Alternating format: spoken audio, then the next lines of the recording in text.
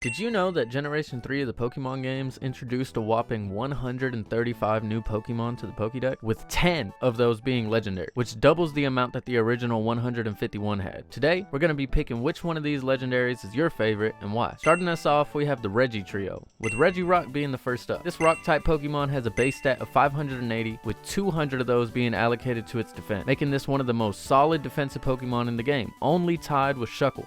He has 5 weaknesses: Water, Grass, Fighting, Ground, and Steel. Next up is Registeel, coming in with a base stat of 580. His defense and special defense are balanced, sitting at 150 each. His 3 weaknesses are Fire, Fighting, and Ground type. The last of this trio is Regice, with a 580 base stat, 200 of which being allocated to special defense, ties him only with Shuckle.